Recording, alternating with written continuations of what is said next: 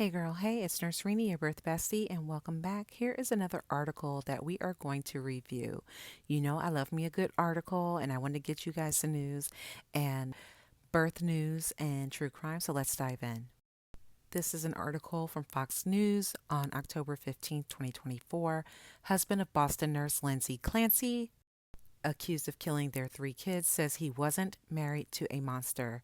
Now, for those of you who are unfamiliar with this story, this is a former labor and delivery nurse who had her third child, after which she developed postpartum depression and anxiety, and subsequently ended up taking the lives of her three children.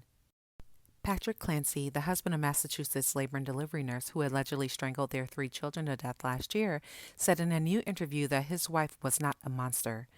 "I wasn't married to a monster. I was married to someone who got sick," he told The New Yorker.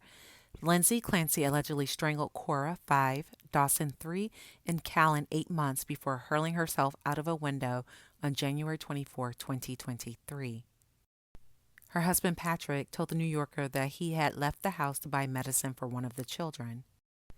Lindsay, then 32, sought help from several postpartum mental health specialists for anxiety and insomnia brought on by her latest childbirth.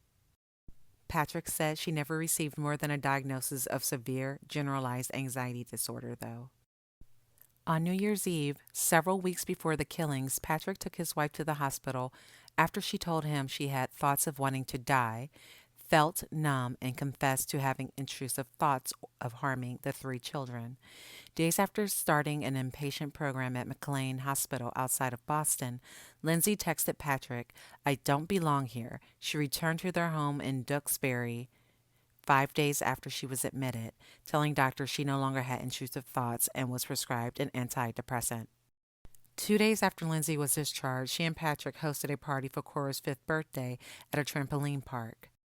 Lindsay had been sleeping better, and her mood during the party gave Patrick hope that her condition was improving, he said. "I think it gave her hope too," he told The New Yorker.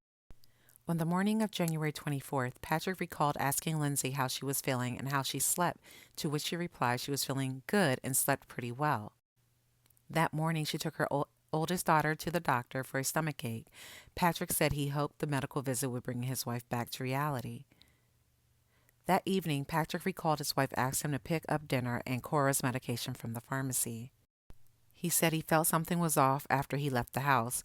When he called Lindsay to confirm the brand of medicine their daughter needed, she initially did not answer. When Lindsay called back a minute later, Patrick told police later she seemed like she was in the middle of something during the 14-second phone call. When Patrick returned home around 6 p.m., it was quiet. He had to force his way into the locked master bedroom, he recalled. There he found the window open, a bloody knife on the nightstand, and blood splattered on the floor. He found his wife lying on the ground outside. She had jumped out of a second-story window in an attempt to take her own life. "What did you do?" he asked her, to which she replied, "I tried to kill myself." When Patrick asked where the children were, Lindsay replied, "In the basement." Patrick was already on the phone with 911 when he found Cora, Dawson, and Callan with exercise bands still around their necks. When paramedics arrived, Patrick could be heard yelling, "She killed the kids," from the basement, The New Yorker reported. The two eldest children were pronounced dead at the scene. Callan died later in the hospital. Patrick, who was staying with his parents in the aftermath of the tragedy, received a phone call from Lindsay days before her arraignment. "She did not sound like my wife," Patrick told The New Yorker of the exchange, saying she sounded panicked and told him a voice commanded her to kill their children because it was her last chance. After a minute on the phone, he ended the call. 6 months later, on Lindsay's 33rd birthday, Patrick called. Her father suggested he reach out because the woman was in tough shape and going downhill. During that call, she told Patrick that every day was the worst day of her life. "She misses her kids," Patrick said, according to The New Yorker, which I know sounds crazy to some people, but that's the reality. Since that phone call, Patrick said the pair have spoken more regularly. "I think one of the first things I asked was, 'Did you plan this? Is that why you sent me out?'" he recounted to the outlet. She said no, it was just like a snap of the fingers. In the same line of questioning, he asked Lindsay why she looked up how long it would take him to pick up dinner, a detail revealed in search warrant affidavits unsealed last October. Lindsay said that she had been concerned about Patrick getting stuck in rush hour traffic. Then I said, "Did you Google ways to kill?" And she said, "Yeah, for myself because I was suicidal for 2 months," Patrick said.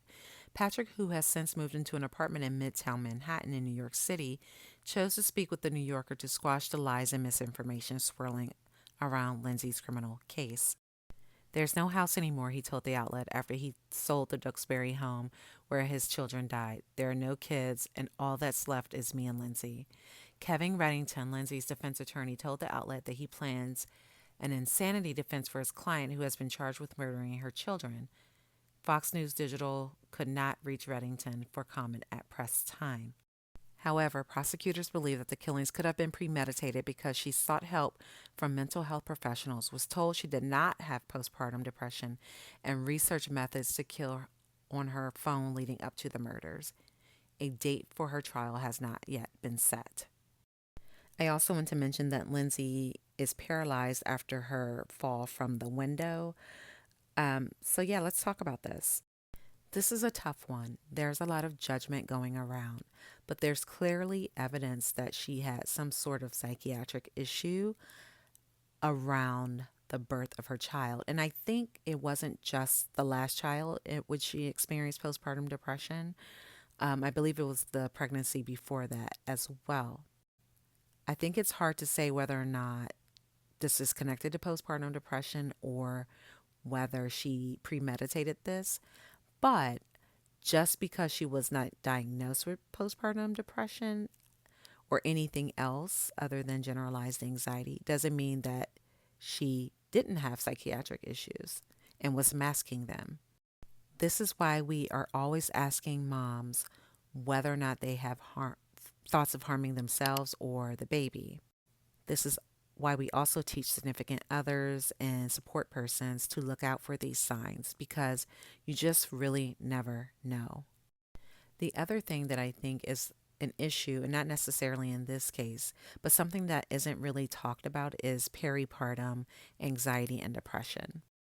If all of this is connected to hormonal fluctuations, which we know it is, right? People get PMS, they have mood swings due to that. Women have a lot of fluctuating hormones, and we know that we expect after pregnancy, after delivery, that women's hormones will fluctuate. Why aren't we accounting for the fluctuations that take place during pregnancy? What do you guys think about this case? Do you think it's related to postpartum depression or some other psychiatric issue? Have you ever experienced postpartum depression and anxiety, or are you currently pregnant and experiencing hormonal changes that cause you to feel either sad or anxious or anything like that? Make sure you like, comment, follow, and share for more.